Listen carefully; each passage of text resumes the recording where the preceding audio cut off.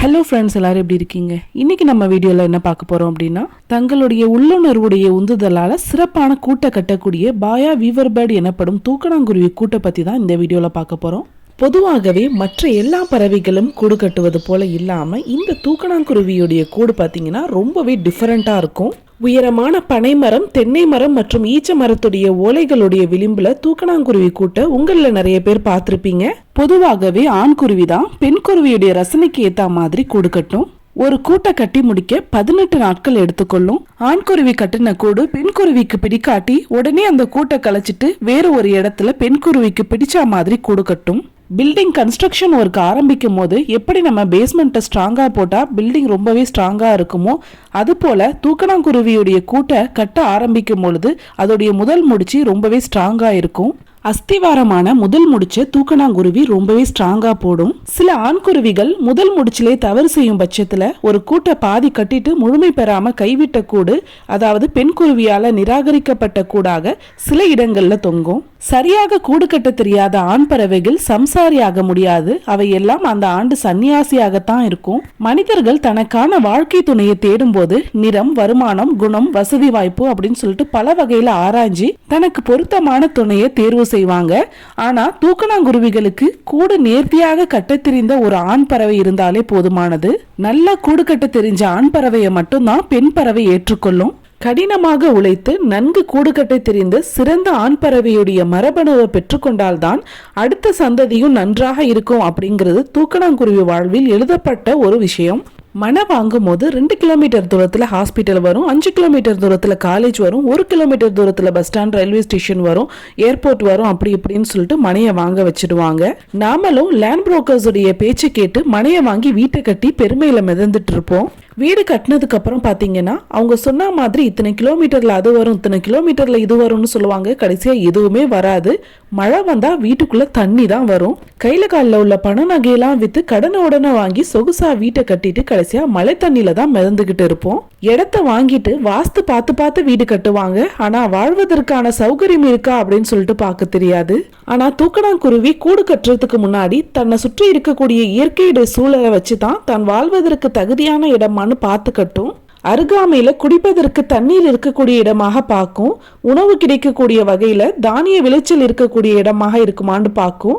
அடுத்ததாக எதிரிகளுடைய கையில சிக்காத வகையில உயரமான சேஃபான இடத்தை தான் தேர்வு செய்யும். பொதுவாக மற்ற பறவைகள் மரக்கிளைகள்ல கூடு கட்டி அதுல முட்டையிடும் பொழுது பாம்பு போன்ற மற்ற உயிரினங்கள் ஈஸியா அந்த முட்டையை வேட்டையாடிட்டு போயிடும். ஆனா தூக்கணாங்குருவி மரக்கிளைகள்ல கூடு கட்டாது, ஓலைகளுடைய விளிம்புல தான் கூடு கட்டும். பாம்பு, குரங்கு, கீரி, மரநாய் போன்ற விலங்குகள் மரக்கிளைகள்ல ஈஸியா ஏறி தூக்கணாங்குருவியுடைய முட்டைகளை உடைச்சு குடிச்சிரும். இந்த மாதிரியான எதிரிகளிடத்திலிருந்து தன்னுடைய முட்டையை தற்காத்து கொள்வதற்காக வேண்டித்தான் ஓலையுடைய விளிம்புல கூடு கட்டும். தூக்கணாங்குருவிய படிக்காத இன்ஜினியர் அப்படின்னு சொல்லுவாங்க. கோடி கோடியா கொட்டி அழித்தா கூட தூக்கணாங்குருவி போல அற்புதமான வெகு நேர்த்தியாக கூடு கட்டுவது ரொம்பவே கடினம். ஆற்றங்கரை ஓரத்துல கிடைக்கக்கூடிய விஷமுறிவு தன்மை கொண்டதுதான் தர்பை புல். அந்த தர்பை புல் இருக்கிற இடத்துக்கு பாம்பு வராது. எனவே இந்த தர்பை புல், இலை, நரம்புகள், நார்கள் மற்றும் நாளல் புற்களை கொண்டு இந்த தூக்கணாங்குருவி தன்னுடைய கூட்டை கட்டும். தூக்கணாங்குருவி தன்னுடைய கூட்டை கட்டுறதுக்கு ஏன் இந்த தர்பை புல்லை சூஸ் பண்ணுதுன்னா, தண்ணீரையும் வெப்பத்தையும் உறிஞ்சக்கூடிய தன்மை இந்த தர்பை புல்லுக்கு கிடையாது.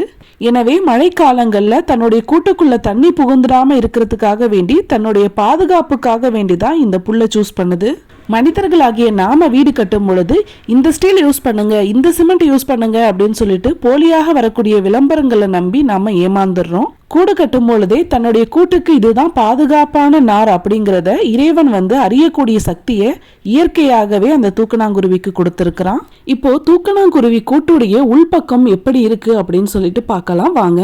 பொதுவாகவே பாம்பு தன்னுடைய கூட்டுக்குள்ள வர முடியாத அளவுக்கு தான் ரொம்பவே நேர்த்தியாக கூடு கட்டும். அதையும் மீறி பாம்புகள் உள்ள வந்துருச்சுன்னா குஞ்சுகள் உடனே வெளியேறுவதற்காக வேண்டி எமர்ஜென்சி எக்ஸிஸ்டும் வச்சு கட்டியிருக்கு பாருங்க. இப்ப நீங்க பார்த்துட்டு இருக்கிறது தான் அந்த எமர்ஜென்சி எக்ஸிஸ்ட். ஆபத்து ஏற்படும் போது அவசரமா வெளியாகக்கூடிய அந்த எமர்ஜென்சி எக்ஸிஸ்டுடைய திக்னஸ் ரொம்பவே கம்மியா இருக்கும். இந்த எமர்ஜென்சி எக்ஸிஸ்டுடைய நுணுக்கம் அந்த கூட்டில் இருக்கக்கூடிய தூக்கணாங்குருவிகளுக்கு மட்டும்தான் தெரியும். மெதுமெதுன்னு இன்பமாக உறங்குவதற்கு ஃபெதர்ஸை வச்சு சூப்பரான பெட் தயாரிச்சு வச்சிருக்கு பாருங்க. இறகுகளை வச்சு தயாரிக்கப்பட்ட இந்த படுக்கை குஷன் பெட்டே தோத்து போகிற வகையில மெதுமெதுன்னு இருக்கும். கை நிறைய பணம் காசு இருந்தாதான் சந்தோஷமா இருக்க முடியுமா என்ன?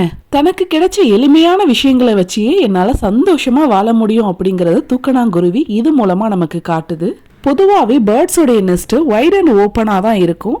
ஆனால் இந்த தூக்கணாங்குருவி மட்டும்தான் மனிதர்களை போல வாசல் வச்சு வீடு கட்டும். தூக்கணாங்குருவி கூட்டுடைய நுழைவாயில் எப்படி வேணாலும் இருக்கலாம் அப்படின்னு இல்லாம இப்படித்தான் இருக்கணும் அப்படின்னு ஒரு பிளானோட தான் தூக்கணாங்குருவி தன்னுடைய நுழைவாயில கட்டும்.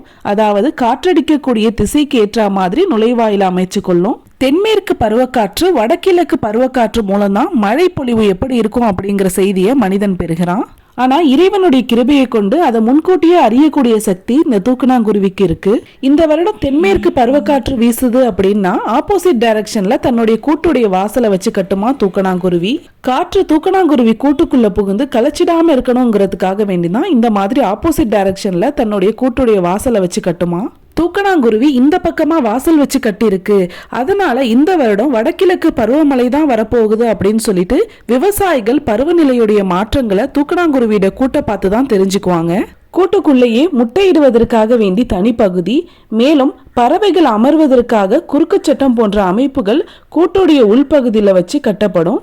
மனிதர்களிடத்துல எப்படி சில விதிமுறைகளும் ஒழுக்கங்களும் கட்டுப்பாடுகளும் இருக்குதோ அது போல இந்த தூக்கணாங்குருவிகளுக்கும் இருக்குது. கூட்டுக்குள்ளேயே ஆண் மற்றும் பெண் குருவிகளுக்கு தங்குறதுக்காக வேண்டி தனி அறையும் குஞ்சுகளுக்கு தங்குறதுக்காக வேண்டி தனி அறையும் இருக்குமா. மனித தம்பதிகள் தனி அறையில எப்படி இருப்பாங்களோ அது போல குஞ்சுகளுடைய பார்வைக்கு எட்டாமல் இருப்பதற்காக வேண்டி ஆண் பறவைகளும் பெண் பறவைகளும் தனி அறையில இருக்கிறது ஒரு ஆச்சரியமான ஒரு விஷயம் தானே. தூக்கணாங்குருவியானது 90% கூடு கட்டி முடிச்சதுக்கு அப்புறம் ஆண் பறவை பெண் பறவைய தன்னுடைய சிறகை அடிச்சு அழைக்கும். வந்து பாரு, நான் கட்டி வச்சிருக்க இந்த மாளிகையை பார் அப்படிங்கிற மாதிரி கூப்பிடும். பெண் பறவையானது கூட்டுக்குள்ள போயிட்டு ஒவ்வொரு இடமா ஒவ்வொரு அறைக்குள்ளையும் போய் பார்க்கும். பார்த்துட்டு நல்லா இருக்குது, இன்னும் கொஞ்சம் வேலைகள் இருக்கு, இந்தந்த இடத்துல இந்தந்த வேலைகள்லாம் செய்யணும், அதையெல்லாம் செஞ்சு முடிச்சு வைங்க சேரலாம் அப்படின்னு சொல்லிட்டு காதலோட பறந்து போயிருமா. சப்போஸ் அந்த இடத்துல பெண் பறவைக்கு அந்த கூடை பிடிக்கல அப்படின்னு சொன்னா சடனா அது வேற கூடை கட்ட ஆரம்பிச்சிடும். இப்போ பெண் பறவை அந்த கூட்டு ஓகே அப்படின்னு சொல்லிட்டு ஓகே பண்ணிடுச்சு.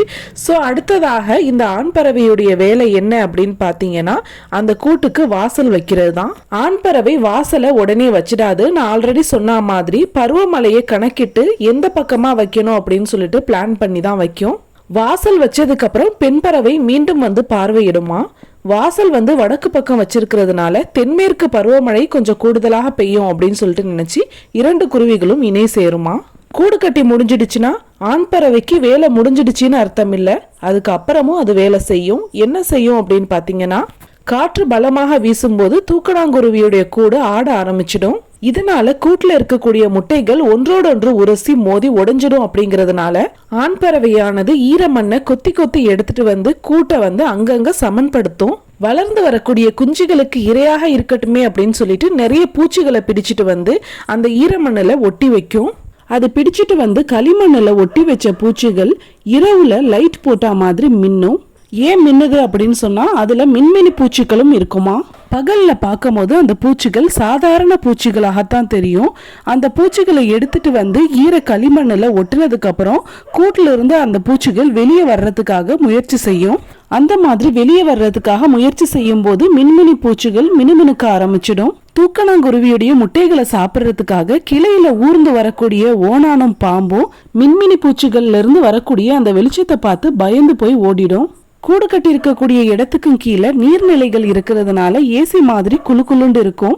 மின்மினி பூச்சிகளுடைய வெளிச்சத்துல குஞ்சுகள் இதமாக தூங்கும். குஞ்சுகள் எல்லாம் பறந்து போனதுக்கு அப்புறம் காற்றுல ஆடி கீழே விழுந்த தூக்கணாங்குருவி கூட்டை தான் இப்ப நீங்க பாத்துட்டு இருக்கீங்க. இப்ப நீங்க பாத்துட்டு இருக்க இந்த தூக்கணாங்குருவி கூட்டு உள்ள ஒட்டி இருக்கிறது காஞ்சி போன களிமண் தான். ஒரு 10 கிராம் எடையுள்ள இந்த தூக்கணாங்குருவிக்கு எவ்வளவு மூளை பாருங்களேன்.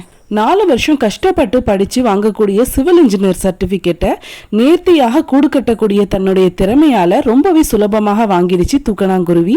கூடு கட்டி முடிச்சதுக்கு அப்புறம் தூக்கணாங்குருவிக்கு ரொம்பவே போர் அடிக்கும். அப்போ இதே மாதிரி இன்னொரு கூடு கட்டும். ஒரே கூட்டுல வேற ஒரு பெண் பறவையோடு ஒன்று சேராது. வேற ஒரு புதிய கூடு கட்டி மீண்டும் வேறு பறவையோடு இணை சேரும். சிந்தனை திறன் மற்றும் உழைக்கும் திறனுடைய ஆண்குருவி ஒரு பருவத்துல 5 பெண் குருவிகளை தாய்மையடைய வைக்கும். ஒரு பெண் குருவி 4 முட்டையிட்டு குஞ்சுகள் பெற்றெடுக்கும். இவ்வாறாக ஆண்குருவியானது 20 குஞ்சுகளுக்கு தகப்பனாக மாறும்.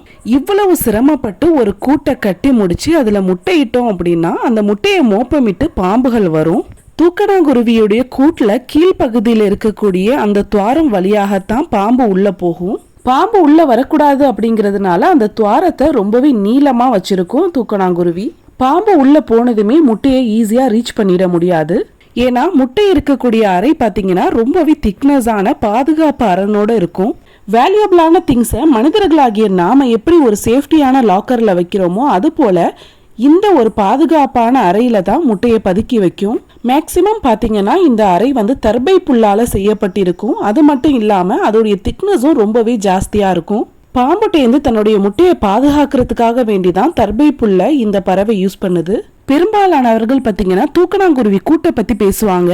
ஆனால் அந்த கூட்டை கட்டக்கூடிய குருவியை பற்றி ஆய்வு செய்வதற்காக வேண்டி ஒரு சில ஆய்வாளர்கள் ஆயிரக்கணக்கான குருவிகளை ஒரே கூட்டில் அடைச்சி தானியமும் அந்த குருவிக்கு தேவையான தண்ணீரும் அந்த கூண்டுக்குள்ளேயே வைக்கிறாங்க. அந்த பறவைகள் வெளியே பறந்து போய் புல் நார் போன்றவைகளை வைத்து அதால கூடு கட்ட முடியாது. அதற்கான வாய்ப்பும் சந்தர்ப்பமும் கொடுக்காம கூண்டுக்குள்ளேயே அடைச்சி வச்சிருந்தாங்க. இவ்வாறாக நாட்களும் நகர்ந்தது. பெற்றோர் குருவிகள் நிறையவே முட்டை போட்டு குஞ்சு பொரிச்சுது. அதுக்கப்புறம் பல நாட்கள் கடந்த பின்பு பெற்றோர் குருவிகளும் செத்துருச்சு. ஒன் பை ஒன்னா பல நாட்கள் கடந்து பிள்ளை குருவிகளும் செத்துருச்சு. அந்த குஞ்சு குருவிகள் வைத்த மொட்டு குஞ்சு பொரித்து குஞ்சும் வளருது. வைக்கப்பட்ட உணவையும் சாப்பிடுது. இவ்வாறாக 8 தலைமுறைக்கு கூடு கட்டாமலேயே கூண்டுக்குள்ளேயே வாழ பழகிடுச்சு. ஆனா கூண்டுக்குள்ள கூடு கட்டல. கூடு வேறு கூண்டு வேறல்லவா. தூக்கணாங்குருவியுடைய ஸ்பெஷாலிட்டியே கூடு கட்டுறது தான். ஆனா இந்த மாதிரி 8 தலைமுறைக்கு கூண்டுக்குள்ளேயே வளர்த்ததுனால அதுக்கு கூடு கட்டவும் தெரியாது, வெளி உலகம் எப்படி இருக்கணும் அதுக்கு தெரியாது. வெளி உலகத்துல இருக்கக்கூடிய மற்ற பறவைகளும் பூச்சிகளும் எப்படி இருக்குன்னு கூட அந்த தூக்கணாங்குருவிகளுக்கு தெரியாது. அந்த அளவுக்கு அந்த கூண்டுக்குள்ளேயே முடக்கி வளர்த்து வந்தாங்க ஆய்வாளர்கள். ஒரு நாள் ஆய்வுடைய முடிவுல கூண்டை திறந்து விட்டாங்க. டொமஸ்டிக்னு சொல்லக்கூடிய வளர்ப்பு குருவிகளை போல இந்த குருவிகளுக்கு இதுக்கப்புறமும் நம்ம தான் சாப்பாடு கொடுக்கணுமா, அல்லது இதுக்கப்புறம் வெளி உலகத்துல போய் வாழ பழகிடுமா? கூண்டுக்குள்ளேயே வாழ்ந்த இந்த குருவிகள் இதுக்கப்புறம் மரக்கிளையில போய் உட்காருமா? பசிச்சா பூச்சி அல்லது தானியங்களை சாப்பிடுமா? இவ்வாறாக பல சந்தேகங்களோடு கூண்டை திறந்து விடுறாங்க. ஆய்வாளர்கள் கூண்டை திறந்து விட்டது பாத்தீங்கன்னா தென்மேற்கு பருவமழை காலகட்டம். என்ன ஒரு ஆச்சரியம், அந்த ஆண் பறவைகள் தோகை உள்ள மரங்களை தேடி நார்களை சேகரிக்க ஆரம்பிச்சிடுச்சு. தேடி தேடி போய் நாரை உரிச்சு கூடு கட்ட தொடங்கிருச்சு அந்த ஆண் பறவை. விஞ்ஞானிகளுக்கோ ரொம்ப ஆச்சரியம் தாங்க முடியல. 8 தலைமுறைக்கு முன்னாடியே கூடு கட்ட தெரிந்த பறவையெல்லாம் கூண்டுக்குள்ளேயே இறந்துடுச்சு. இந்த பறவைகள்லாம் கூண்டுக்குள்ள வாழ்ந்த பறவை, இதால எப்படி கூடு கட்ட முடியும்? இதுக்குதான் கூடு கட்டவே தெரியாதே அப்படின்னு சொல்லிட்டு விஞ்ஞானிகள் ரொம்பவே ஆச்சரியப்பட்டாங்க. இதனால மீண்டும் அந்த குறிப்பிட்ட தூக்கணாங்குருவியை கொன்று உடல் கூராய்வு செஞ்சாங்க லேப்ல. உடற்கூராய்வுக்கு பின் கிடைத்த ஆய்வின் முடிவு விஞ்ஞானிகளை ஆச்சரியத்துல மூழ்கடித்தது. அழகான நேர்த்தியான கற்பனை திறனோடு கூடு கட்டுவதற்கான மரபணுவை தூக்கணாங்குருவியுடைய மூளையில இறைவன் இயற்கையாகவே படைச்சிருக்கிறான். ஒரு விஷயத்தை எதிர்த்து உலகமே ஒன்று திரண்டு போராடினா கூட இறைவன் ஒரு விஷயத்தை நாடிட்டானா அதை யாராலையுமே மாற்ற முடியாது அப்படிங்கிறதுக்கான ஒரு சிறந்த எக்ஸாம்பிள் தான் இது. தூக்கணாங்குருவியுடைய தோற்றம் சிறியது, அதன் மண்டை அதைவிட சிறியது, இன்னும் அதன் மூளையோ கடுகை போல மிகவும் சிறியதாக இருக்கும். இந்த கடுகளவு மூளையில் மரபணு காலங்காலமாக இயற்கையாகவே இறைவனுடைய கிருபையால காப்பாற்றப்படுகிறது என்றால் எவ்வளவு ஒரு ஆச்சரியமான நிதர்சனமான உண்மை பாருங்க மக்களே. ஒரு சில வீடுகள்ல இருக்கக்கூடிய பிள்ளைகள் அவங்களுடைய கொள்ளு தாத்தா கொள்ளு பாட்டியை போல ரிசம்பிள் பண்ணுவாங்க. ஒரு 3 ஜெனரேஷனுக்கு முன்னாடி இருக்கக்கூடிய கிராண்ட் பேரண்ட்ஸ் எப்படி இருப்பாங்கன்னே அந்த பிள்ளைங்களுக்கு தெரியாது. ஆனா அவங்களுடைய கேரக்டர்ஸ், ஆக்டிவிட்டிஸ் அண்ட் பிஹேவியர்ஸ் இந்த பிள்ளைங்கள்ட்ட ரிசம்பிள் ஆகும். அவங்களுடைய முகச்சாடையும் அவங்களுக்கு வரும். இதெல்லாம் ஏன் அப்படின்னு பார்த்தீங்கன்னா அந்த பிள்ளைங்கள்ட்ட இயற்கையாகவே இருக்கக்கூடிய டிஎன்ஏ தான். இறைவன் ஒரு விஷயத்தை மாற்றணும்னு நினைச்சா அதை யாராலையுமே நடத்த முடியாது. இறைவன் ஒரு விஷயத்தை நடத்தணும்னு நினைச்சா அதை யாராலையுமே மாற்றவும் முடியாது. 6 அறிவு கொண்ட மனிதனுடைய மூளையை, நற்குணத்தையும் அன்பையும் அறத்தையும் சொல்லித்தரக்கூடிய மூளையை அடுத்த தலைமுறைக்கு கடத்தி எப்படி தூக்கணாங்குருவி அழகான கூட்டை உருவாக்கியதோ அதே போல் நாமும் அழகான குணத்தால் இந்த பூமியை அலங்கரிக்கலாம் வாங்க. இந்த வீடியோ உங்களுக்கு பிடிச்சிருந்தா மறக்காம இந்த வீடியோக்கு ஒரு லைக்கை போட்டுருங்க. நம்ம சேனல் இது வரைக்கும் நீங்க சப்ஸ்கிரைப் பண்ணாம தான் பார்த்துட்டு இருக்கீங்க அப்படின்னு சொன்னா உடனே சப்ஸ்கிரைப் பண்ணிடுங்க. உங்களுடைய அன்பையும் ஆதரவையும் தொடர்ந்து எப்போதும் போல நம்ம சேனலுக்கு கொடுத்துட்டே இருங்க. அடுத்த வீடியோ என்ன போடலாம் அப்படின்னு சொல்லிட்டு கமெண்ட் செக்ஷன்ல மென்ஷன் பண்ணுங்க. மற்றும் ஒரு பயனுள்ள வீடியோவோட உங்களை மீண்டும் சந்திக்கிறேன். until then bye from சஜாக்கோ.